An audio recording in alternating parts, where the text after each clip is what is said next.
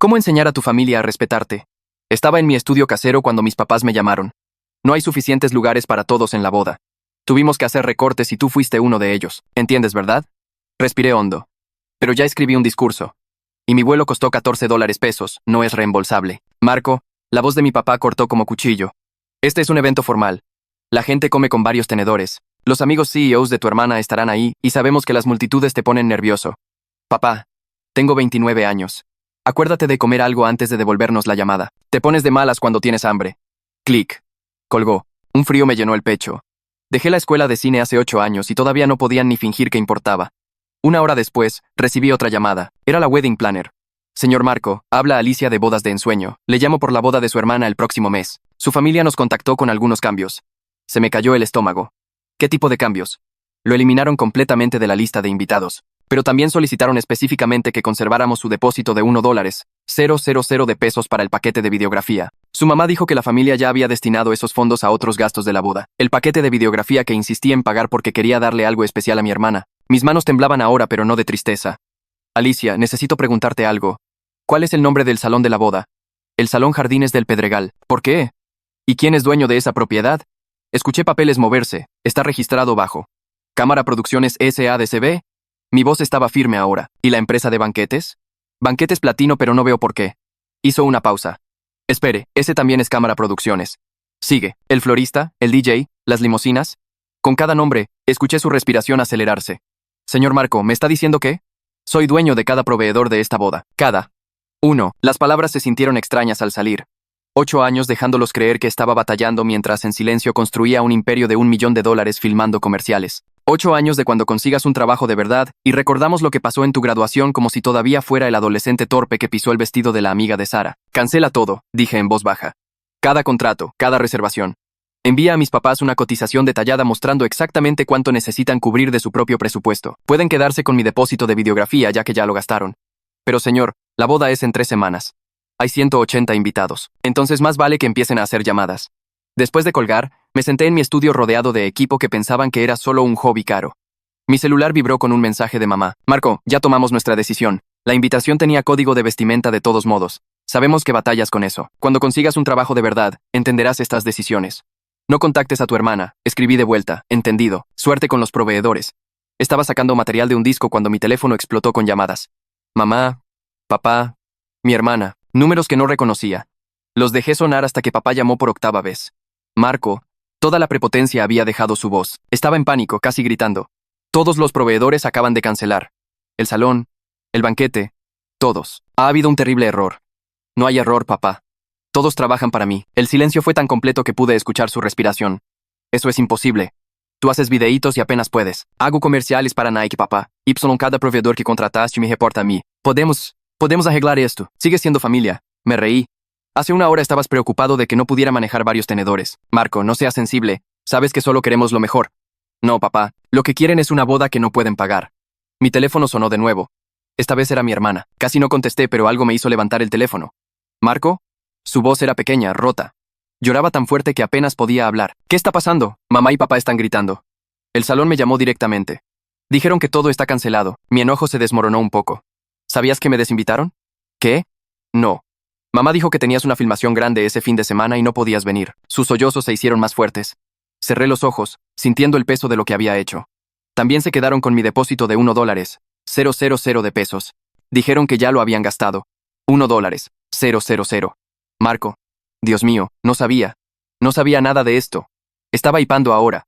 De esa forma que solía hacer cuando éramos niños. ¿Puedes regresarlo? ¿Los proveedores? Mi voz se quebró. Lo siento. Pero necesitan aprender que no pueden tratarme así. 8 años siendo tratado como si fuera un niño que no puede manejar tenedores. Pero es mi boda. Susurró. Tuve que elegir entre darle una lección a mis papás y el día más importante de la vida de mi hermana. Me quedé ahí mirando la pantalla de mi teléfono. Los sollozos de Marcela seguían sonando en mi cabeza como un loop que no podía apagar. Mi dedo se quedó sobre el contacto de Bianca y supe que lo que hiciera después cambiaría todo con mi familia para siempre. El enojo seguía quemando en mi pecho, caliente y filoso. Pero mezclado con eso ahora estaba el sonido de mi hermanita llorando por un desastre que ella no creó. Presioné el botón de llamar antes de poder cambiar de opinión. Bianca contestó al primer timbrazo, probablemente esperando más caos. Le dije que esperara antes de enviar los avisos de cancelación por 24 horas, para congelar todo mientras decidía qué quería hacer. Sonaba aliviada. Dijo que pausaría todas las comunicaciones con los proveedores, pero me advirtió que algunos ya estaban haciendo preguntas sobre qué estaba pasando. Le prometí que le daría una respuesta final para mañana en la mañana y colgué sintiéndome como si alguien me hubiera dejado caer una roca en el pecho. La siguiente hora la pasé caminando por mi estudio, de un lado a otro entre los racks de equipo y las estaciones de edición. Mi teléfono seguía vibrando en el escritorio con llamadas entrantes. Lo miraba cada vez y veía el nombre de mi papá una y otra vez. 7 intentos más en 40 minutos. Dejé que cada una fuera al buzón porque necesitaba espacio para pensar sin su pánico o manipulación metiéndose en mi cabeza. El estudio se sentía diferente ahora, viendo todas las cámaras y luces y equipo que mis papás desestimaban como juguetes caros. Este equipo se había pagado solo 100 veces. Había construido un negocio que ni siquiera sabían que existía. Y aquí estaba yo usándolo como palanca en una guerra familiar que nunca quise pelear.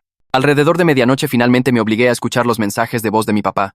Me senté en mi escritorio con el teléfono en altavoz y los reproduje en orden. El primero estaba enojado, su voz tensa y acusadora, diciendo que estaba siendo ridículo y infantil. El segundo estaba confundido, preguntando cómo pudo haber pasado esto, exigiendo una explicación. Para el cuarto mensaje de voz, su tono había cambiado a desesperado, casi frenético, hablando de cuánto dinero ya habían gastado, y qué tan imposible sería encontrar nuevos proveedores tan cerca de la boda. El último, el séptimo intento, lo tenía diciendo que podíamos hablar de esto como adultos, que éramos familia y la familia arregla las cosas. La ironía me golpeó fuerte, viniendo de alguien que me había tratado como niño esa misma mañana, que me había colgado cuando traté de explicarle sobre mi vuelo. Lo que más me llegó fue que ni una sola vez en ninguno de esos mensajes se disculpó o dijo que habían hecho algo mal. Todo era sobre el problema que yo había creado, el desastre que estaba haciendo. Nunca sobre lo que ellos habían hecho para causar esto. Borré todos los mensajes de voz y llamé a Javier aunque era tarde. Contestó al segundo timbrazo, lo cual no me sorprendió ya que estaba acostumbrado a mis horarios raros cuando estábamos terminando proyectos. Le expliqué toda la situación, cada detalle desde la desinvitación hasta el depósito hasta el hecho de que acababa de amenazar con destruir la boda de mi propia hermana. Escuchó sin interrumpir, y cuando terminé, hubo una pausa larga antes de que dijera que necesitábamos pensar en las implicaciones del negocio más allá de lo familiar. Javier señaló que si se corría la voz de que Cámara Producciones canceló contratos por razones personales, podría dañar seriamente nuestra reputación con otros clientes. No estaba equivocado y lo sabía. Habíamos pasado años construyendo el negocio siendo confiables y profesionales, y esto no se veía como ninguna de esas cosas. Acordamos reunirnos primera hora de la mañana en la oficina para discutir opciones que protegieran tanto mis límites como la reputación de la compañía. Finalmente me quedé dormido alrededor de las 3 de la mañana y desperté a las 7 con mi teléfono vibrando como loco en la mesita de noche. 17 mensajes de texto nuevos, la mayoría de mi mamá. Los revisé mientras seguía en la cama, viendo su estrategia cambiar de mensaje a mensaje. Los primeros estaban enojados, llamándome egoísta y dramático. Los del medio intentaban la culpa, hablando de cómo estaba destruyendo la felicidad de mi hermana y arruinando lo que debería ser el mejor día de su vida. Los últimos fueron más profundos, diciendo que esto no era lo que me educaron para hacer, que la familia no se trata así, que estaba siendo cruel por sentimientos heridos. La ironía de esa última parte casi me hizo reír en voz alta. Ellos tampoco me educaron para ser exitoso, pero aquí estaba dirigiendo una compañía de $1 millón que no sabían que existía. En la oficina esa mañana, Javier y yo nos reunimos con el licenciado Bravo en la sala de conferencias. Nuestro abogado de negocios extendió todos los contratos de proveedores sobre la mesa y los revisó uno por uno. Confirmó que legalmente tenía todo el derecho de cancelar todo ya que Cámara Producciones era dueña de los contratos, pero también señaló algo que no había considerado. Algunos contratos tenían cláusulas de penalización que le costarían dinero real a mi compañía si nos echábamos para atrás. Estábamos viendo potencialmente $300 en multas y depósitos perdidos que Cámara Producciones tendría que absorber, completamente separado del $1 millón que mis papás ya habían gastado. El licenciado Bravo también me advirtió sobre la óptica de dejar que una pelea familiar se filtrara a las operaciones del negocio. Dijo que si decidía regresar a los proveedores, necesitábamos papeles claros separando esta situación de las prácticas normales de negocio. Pasamos una hora discutiendo cómo crear una política formal sobre conflictos de interés y contratos con miembros de la familia para prevenir este tipo de desastre en el futuro. Mi teléfono sonó de nuevo mientras todavía estábamos en la junta, y esta vez la pantalla mostraba el nombre de Carlos. Realmente me caía bien el prometido de Marcela. Siempre lo había encontrado fácil para platicar, y nunca había comprado la historia de mis papás sobre que mi carrera era una broma. Salí de la sala de conferencias para tomar la llamada. Preguntó si podíamos vernos para un café esa tarde, solo nosotros dos, para hablar de lo que estaba pasando. Su voz estaba calmada y firme, no enojada o acusadora, solo razonable. Le dije que sí, y pusimos una hora para las 3 en el café cerca de mi estudio. Carlos llegó exactamente a tiempo, viéndose cansado pero tranquilo. Encontramos una mesa en un rincón tranquilo, y le expliqué todo sobre la idea de mediación que el licenciado Bravo había sugerido. Escuchó sin interrumpir y dijo que le parecía inteligente, que Marcela también necesitaba este tipo de conversación estructurada. Prometió hablar con ella esa noche y regresarme la llamada. Manejé de regreso a mi estudio y abrí mi laptop para redactar el correo proponiendo la mediación. Mis dedos flotaron sobre el teclado por un minuto sólido antes de empezar a escribir. Lo mantuve simple y directo, explicando que el licenciado Bravo había recomendado una mediadora profesional llamada Silvia para ayudarnos a tener una conversación productiva sobre lo que pasó y cómo seguir adelante. Escribí que quería encontrar un camino que funcionara para todos, pero que necesitábamos comunicación clara y respeto mutuo para llegar ahí. Copié a Marcela, mis papás, Javier y el licenciado Bravo para que todos tuvieran la misma información. Mis dedos temblaron ligeramente cuando presioné enviar. La respuesta de Carlos llegó en 5 minutos. Escribió que tanto él como Marcela estaban dispuestos a participar y agradecían que tomara este paso. Marcela envió un mensaje separado 10 minutos después, diciendo que estaba aliviada y esperanzada de que esto pudiera ayudar. Luego esperé. La respuesta de mis papás tardó 6 horas, llegando justo después de las 9 de la noche. Mi mamá la había escrito, y podía sentir su renuencia en cada palabra. Dijo que esto parecía excesivo para un desacuerdo familiar, pero que asistirían si eso significaba resolver esta situación. El hecho de que todavía lo llamara desacuerdo, en lugar de reconocer lo que realmente hicieron, me dijo exactamente cuánto trabajo tomaría esto. Reenvié todas las respuestas al licenciado Bravo, y le pedí que contactara a Silvia para programar las sesiones. Me respondió a la mañana siguiente diciendo que Silvia quería reunirse conmigo individualmente primero, antes de la sesión familiar. La programamos para 2 días después en su oficina en Polanco. La mañana de mi sesión individual con Silvia, me atoré en el tráfico y llegué 10 minutos tarde. Su oficina estaba en un edificio moderno con paredes de vidrio y muebles minimalistas que de alguna manera se sentían tanto profesionales como cómodos. Silvia misma probablemente tenía unos 50, con cabello corto canoso y ojos agudos que parecían ver a través de cualquier fachada que estuvieras poniendo. Me dio la mano firmemente y señaló una silla frente a su escritorio. Empezó explicando su proceso y preguntándome qué esperaba obtener de la mediación. Le di la respuesta superficial sobre querer que mis papás me vieran como adulto y respetaran mis decisiones de carrera. Asintió e hizo una nota.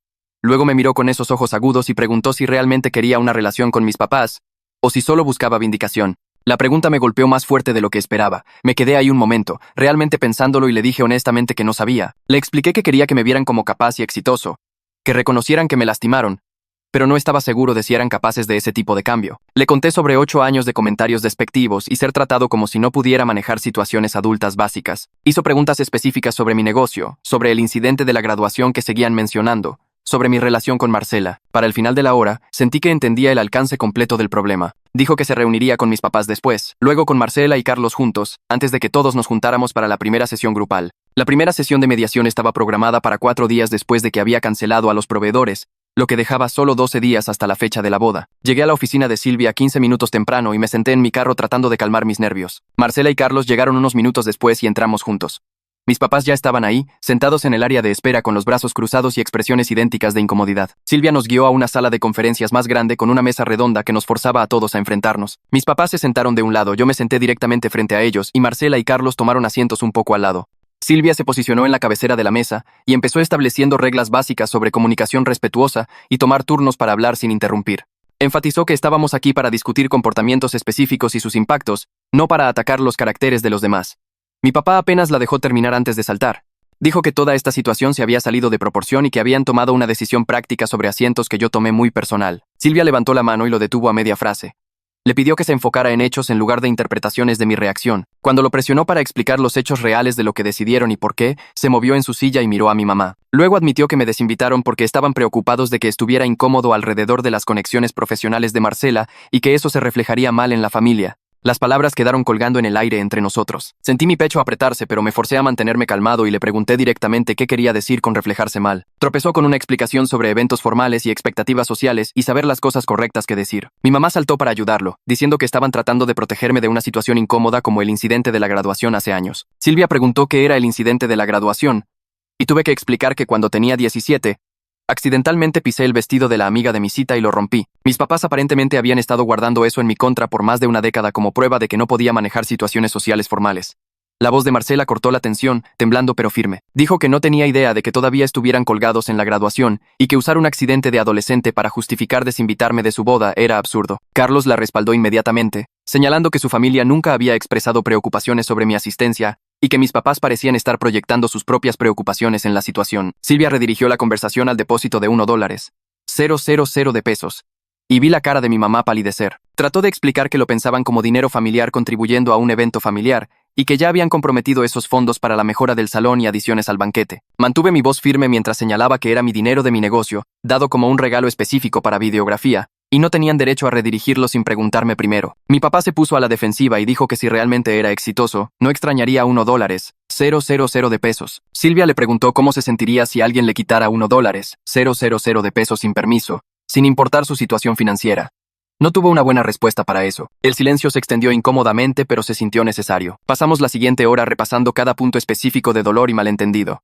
Silvia nos mantuvo enfocados en comportamientos concretos en lugar de ataques de carácter. Mis papás lentamente empezaron a reconocer algo de lo que hicieron mal, aunque seguían tratando de justificar todo con sus intenciones. Silvia señaló que el impacto importa más que la intención y que sus acciones me lastimaron sin importar lo que intentaban lograr. Para cuando llegamos al final de la sesión, no habíamos resuelto nada concreto, pero Silvia había logrado que mis papás aceptaran una segunda sesión y que consideraran seriamente mis condiciones. Les dio tarea de escribir específicamente qué hicieron que fue hiriente y qué pudieron haber hecho diferente. Me dio tarea también, pidiéndome que escribiera cómo se veía un camino realista hacia adelante y en qué estaba dispuesto a comprometer. Todos salimos de su oficina sin hablarnos y me senté en mi carro por 10 minutos antes de arrancar el motor. Manejé a casa en piloto automático, mis manos apretando el volante más fuerte de lo necesario. De vuelta en mi estudio, saqué la tarea que Silvia me había dado y miré la página en blanco por 20 minutos sólidos.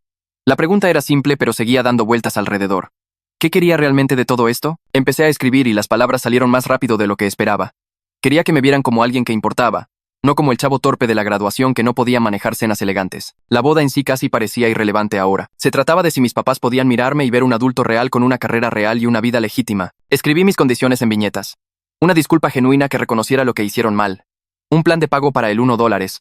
000 con números y fechas reales, un compromiso de tratarme con respeto básico hacia adelante, lo que significaba no más comentarios sobre mi carrera o mi habilidad de funcionar en eventos formales. Miré la lista y sentí algo asentarse en mi pecho. Estas no eran demandas irrazonables.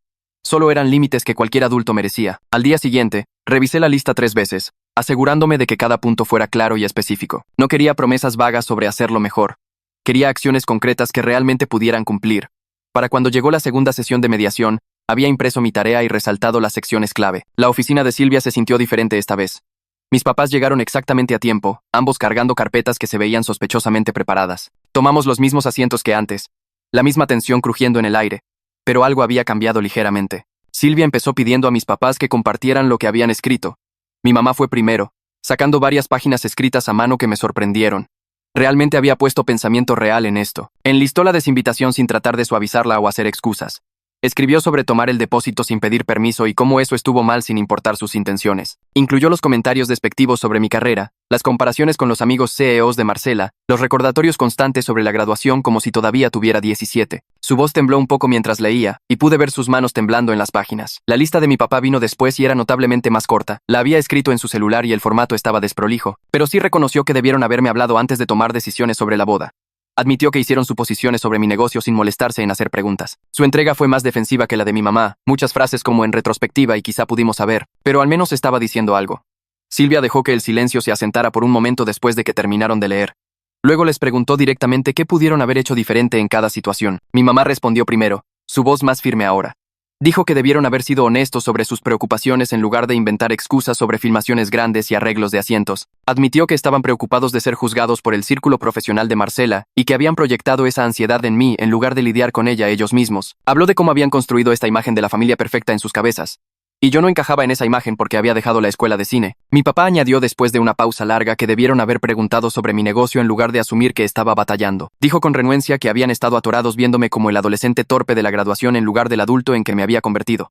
Mencionó que nunca realmente habían actualizado su imagen mental de quién era yo. Silvia asintió e hizo notas. Luego les preguntó por qué pensaban que cambiar esa imagen mental había sido tan difícil. La respuesta de mi mamá me sorprendió. Dijo que habían estado avergonzados de mí por tanto tiempo que se volvió un hábito, y los hábitos son difíciles de romper incluso cuando sabes que están mal. Leí mi tarea después, mi voz saliendo más calmada de lo que me sentía. Expliqué que necesitaba que vieran mi carrera como legítima y dejaran de hacer comentarios que socavaran mi éxito. Repasé algunos de los clientes mayores con los que había trabajado en los últimos años, campañas de Nike que se transmitieron durante eventos deportivos de horario estelar, lanzamientos de productos Apple que millones de personas vieron, agencias de publicidad importantes que pagaron 6 cifras por mi trabajo. Vi sus caras mientras enlistaba estos nombres, y pude ver el registro de sorpresa. Genuinamente no lo habían sabido. También expliqué lo que el $1.000.000 había significado para mí. No era solo dinero, aunque eso era parte. Era mi forma de mostrarle a Marcela que me importaba su día, y quería darle algo especial. Que lo tomaran sin siquiera una conversación se sintió como ser borrado de la familia, como si mi contribución no importara porque yo no importaba. Mi voz se quebró un poco en esa última parte, pero seguí. Les dije que había pasado 8 años construyendo algo real mientras me trataban como si estuviera jugando con juguetes caros. Los había dejado pensar que estaba batallando porque no quería lidiar con su juicio, pero ese fue mi error. Debí haber exigido respeto en lugar de esconder mi éxito. Marcela empezó a llorar antes de que terminara de leer. No las lágrimas calladas de la última vez, sino sollozos reales que le sacudieron los hombros.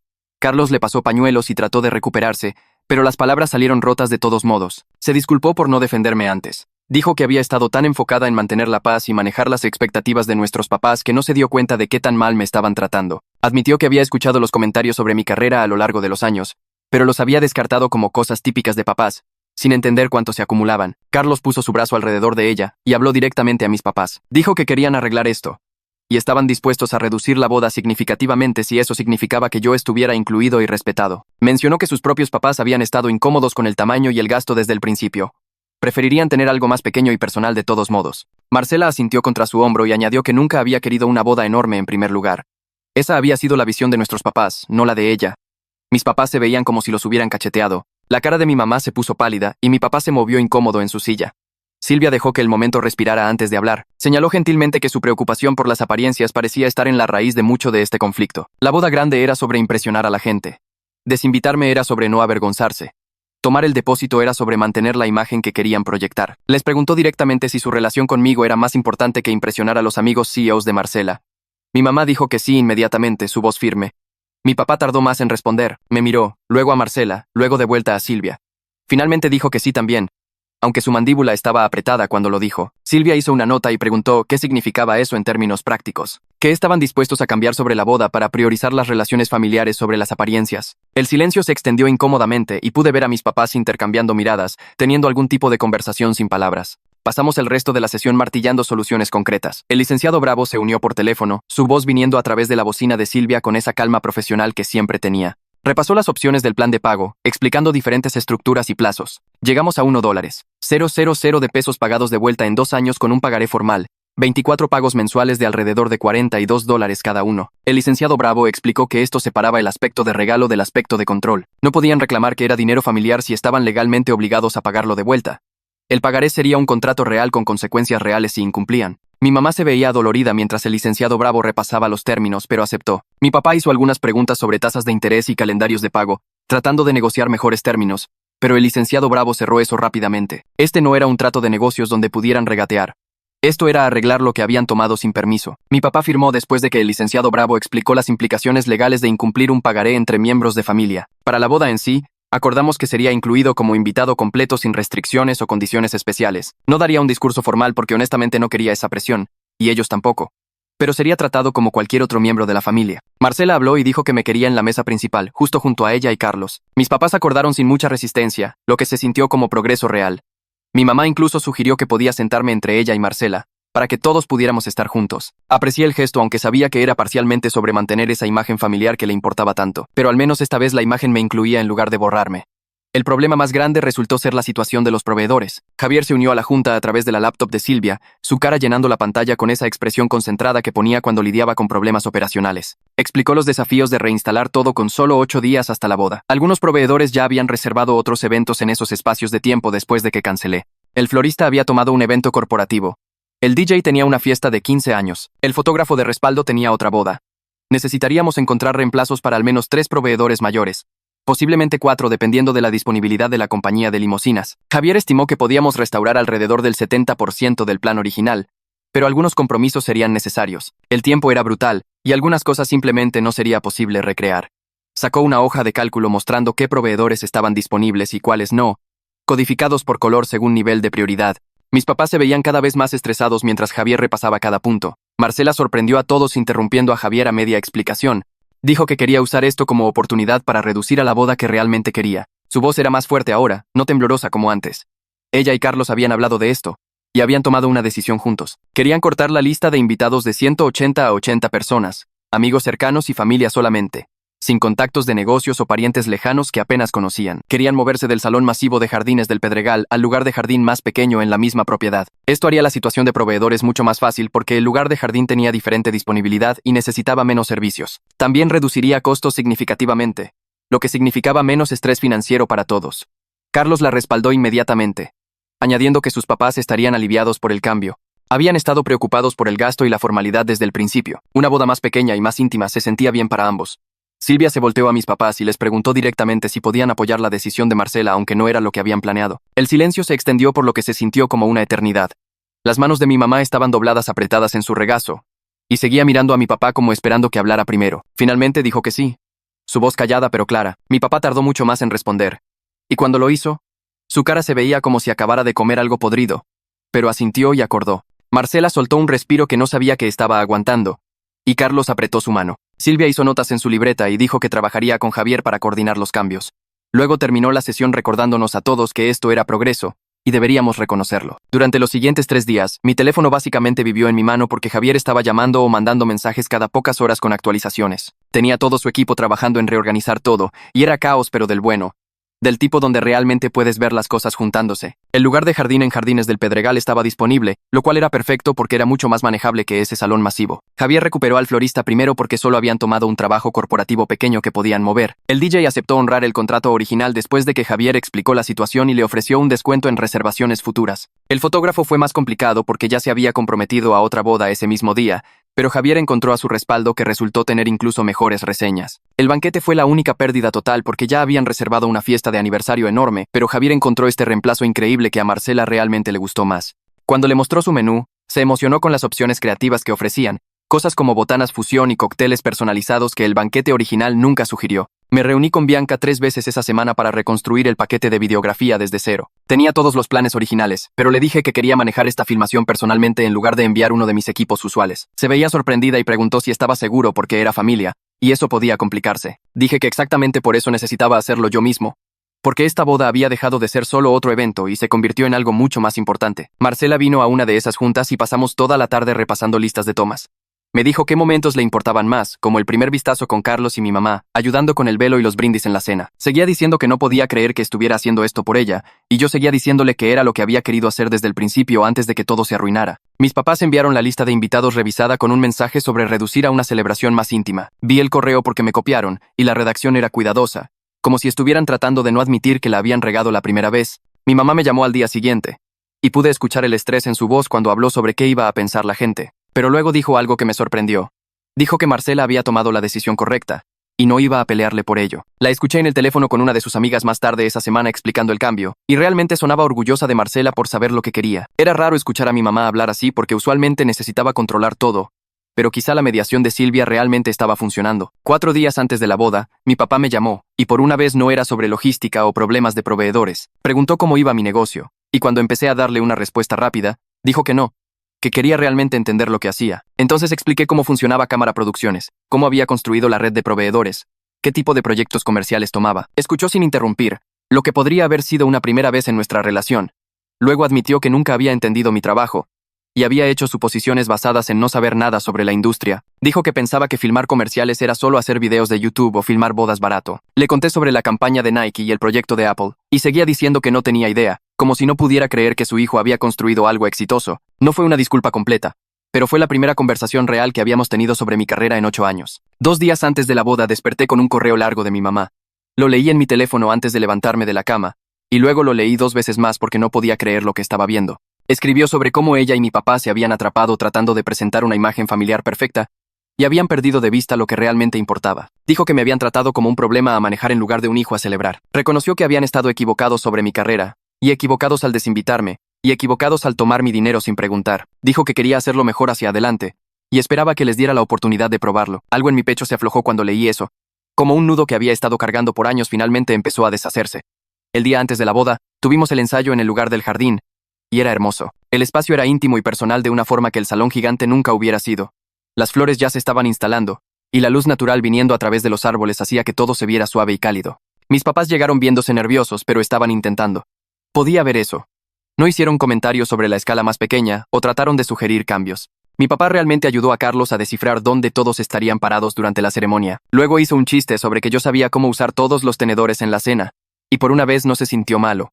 Se sintió más como que estaba tratando de reconocer qué tan estúpidas habían sido sus preocupaciones. Esa noche, la familia inmediata fue a cenar a este lugar italiano cerca del salón. Marcela se veía más relajada de lo que la había visto en meses, como si un peso se hubiera levantado de sus hombros. Carlos seguía agradeciéndole a todos por ser flexibles con los cambios, y mis papás seguían diciendo que era el día de Marcela, y solo querían que fuera feliz. Estaban más callados de lo usual, no dominando la conversación como normalmente hacían. Mi papá me preguntó sobre un proyecto en el que estaba trabajando y realmente escuchó mi respuesta. Mi mamá preguntó sobre mi equipo y parecía genuinamente interesada cuando expliqué la diferencia entre las cámaras que usaba. Nadia me llevó aparte cuando fui al baño y dijo que Marcela había estado mucho más feliz desde que los planes de la boda cambiaron, que había estado estresada y miserable antes, pero ahora realmente estaba emocionada por casarse. La mañana de la boda, llegué al lugar del jardín a las 6 para instalar mi equipo de cámaras. El sol apenas estaba empezando a salir y la luz era perfecta. Ese color dorado suave que hace que todo se vea mágico. Caminé alrededor checando ángulos y planeando tomas mientras el equipo de Javier terminaba los últimos detalles en las flores y arreglos de mesas. El lugar se veía impresionante con toda la luz natural y el verde. Javier llegó alrededor de las 7 con café e hizo un chiste sobre que esta era la filmación de más alto riesgo que había hecho. Me reí, pero no estaba equivocado. Esto ya no era solo sobre capturar una boda, era sobre mostrarle a mi familia de lo que realmente era capaz. Mis papás llegaron alrededor de las 8:30 y mi mamá fue directo a checar arreglos de flores y mesas. Seguía ajustando centros de mesa por cantidades pequeñas y preguntando al equipo de Javier si las sillas estaban espaciadas bien, pero su voz era diferente de lo usual, menos mandona, y más como si necesitara algo que hacer con sus manos. Mi papá encontró a Carlos en la suite del novio y pasó 20 minutos ayudándolo a descifrar su boutonniere, haciendo bromas sobre cómo había usado el suyo al revés en su propia boda. Filmé algo de eso a través de la ventana, no las tomas pulidas que usaría en el video oficial, sino los momentos reales que mostraban que realmente estaban tratando de ser normales. Carlos se rió de algo que mi papá dijo, y mi papá le dio una palmada en el hombro y se veía como una conversación real entre dos personas en lugar de mi papá actuando para una audiencia. Mantuve la cámara rodando cuando mi mamá enderezó la corbata de Carlos y le dijo que se veía guapo, y cuando se alejó, la vi limpiarse los ojos rápidamente, como si no quisiera que nadie notara. Estos pequeños momentos ordinarios se sintieron importantes de alguna manera,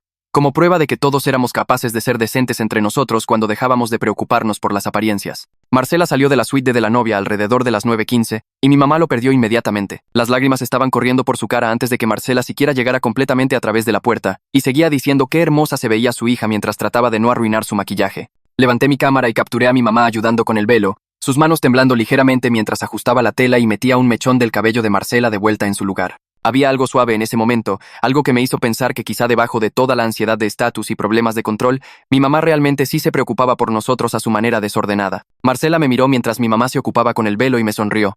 Esta sonrisa genuinamente feliz que me recordó cuando éramos niños. Mi papá apareció en la puerta y solo se quedó ahí mirando a Marcela por un largo momento antes de decir que se veía perfecta. Me vio filmando y en lugar de hacer algún comentario sobre mí trabajando en la boda de mi propia hermana, solo me dio un pequeño asentimiento. No era aprobación exactamente, más como reconocimiento de que estaba haciendo algo real y él podía verlo ahora. La ceremonia empezó a las 10 y fue perfecta en qué tan simple y personal se sintió. 80 personas llenaron el espacio del jardín sin hacerlo sentir lleno, y todos realmente podían ver y escuchar todo lo que pasaba. Me moví a través de las filas con mi cámara, capturando la forma en que la luz de la mañana venía a través de los árboles e iluminaba el vestido de Marcela, las lágrimas en la cara de Carlos cuando ella caminó por el pasillo, la forma en que ambos pares de papás estaban llorando abiertamente. Esto es lo que hago para trabajar. Filmar los momentos importantes de la gente y hacerlos verse hermosos. Pero hoy se sintió diferente porque era mi gente y mi familia y mi hermana casándose.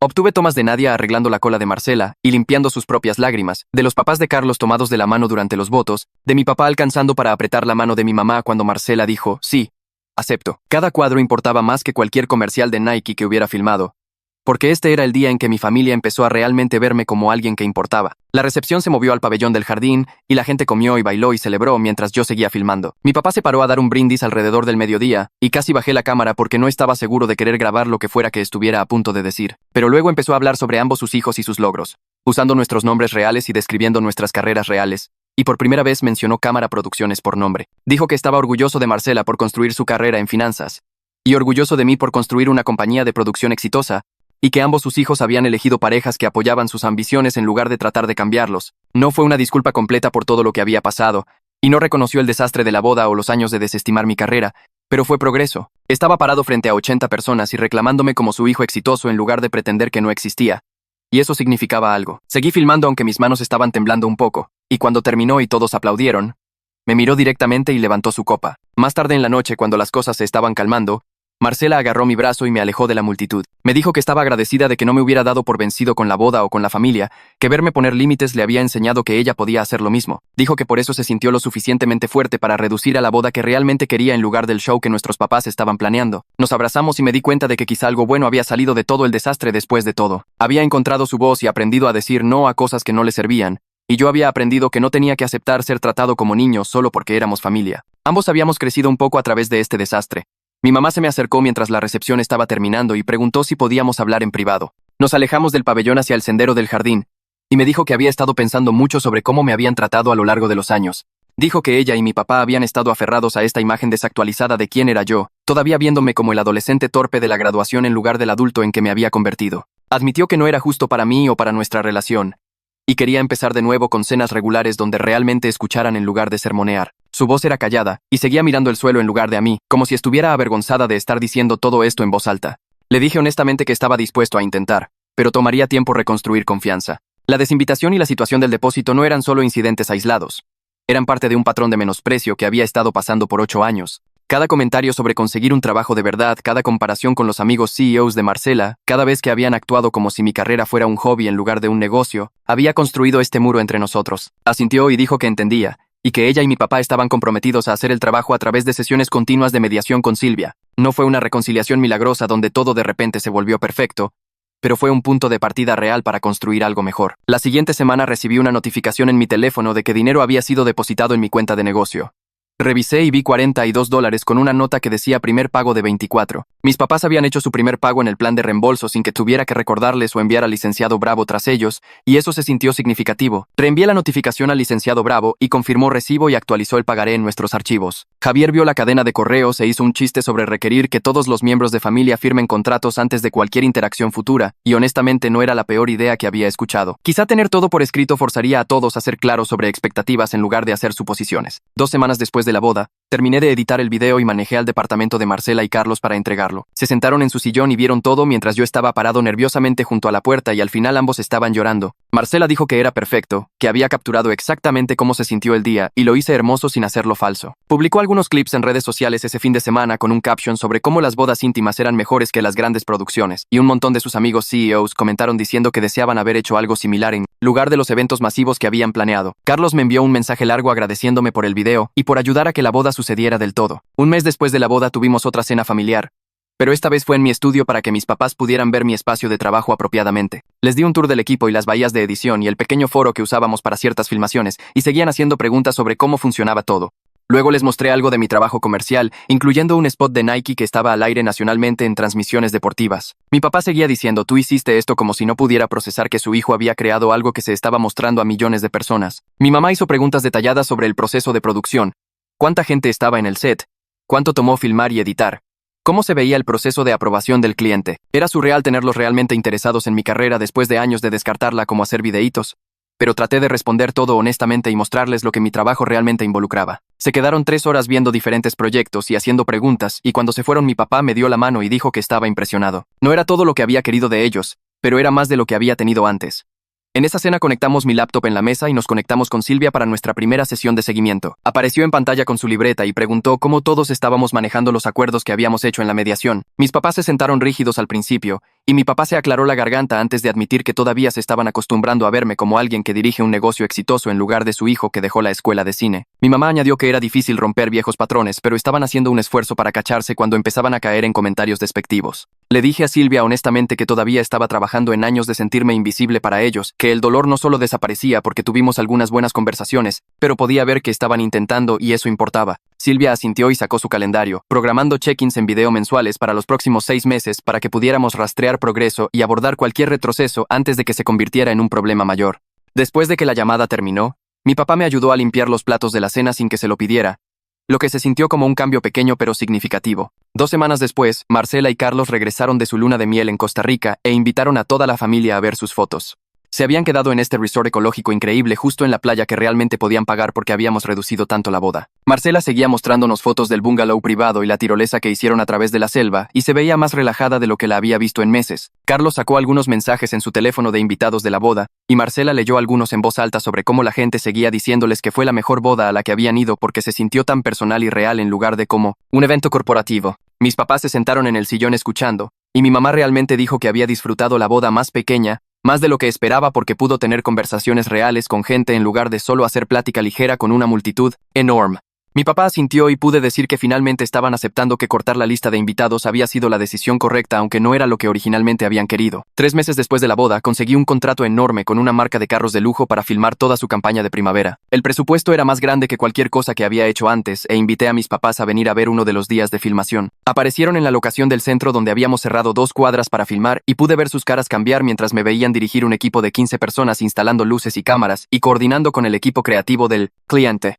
Mi papá se paró a un lado asimilándolo todo y cuando la directora de marketing de la marca vino a discutir ángulos de tomas, mi papá se presentó y dijo que era mi padre. La cara de la directora se iluminó y empezó a hablar sobre qué tan impresionados estaban con mi trabajo anterior y qué tan competitivo había sido el proceso de licitación para esta campaña. La expresión de mi papá cambió entre orgullo y lo que parecía vergüenza y supe que estaba procesando qué tan equivocado había estado sobre mi carrera todos estos años. Después de que terminamos por el día, mis papás se quedaron e hicieron preguntas sobre el calendario de producción y el proceso de edición, y mi papá seguía diciendo qué tan profesional era todo, como si no pudiera creer que este realmente era mi trabajo. En nuestra más reciente cena familiar unas semanas después, mis papás trajeron un paquete envuelto y lo pusieron en la mesa frente a mí. Lo abrí y encontré una foto enmarcada de la boda de Marcela, una que había tomado durante la recepción mostrando a todos juntos, todos sonriendo y relajados. La voz de mi mamá era callada cuando dijo que querían recordar esto como el punto de quiebre para nuestra familia.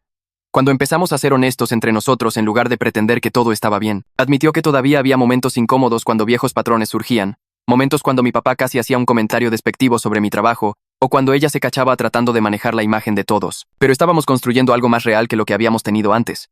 Algo basado en respeto real en lugar de suposiciones y viejas heridas. La foto enmarcada se quedó en mi escritorio en el estudio después de eso. Un recordatorio de que el respeto por el que había peleado lentamente se estaba volviendo real y por ahora, eso era suficiente. Ahí es donde terminaremos la historia de hoy. Estoy muy contento de que te hayas quedado hasta el final porque hace que compartir estos momentos se sienta significativo. Espero que haya añadido algo bueno a tu día. Suscríbete si te gustaría seguir pasando el rato aquí.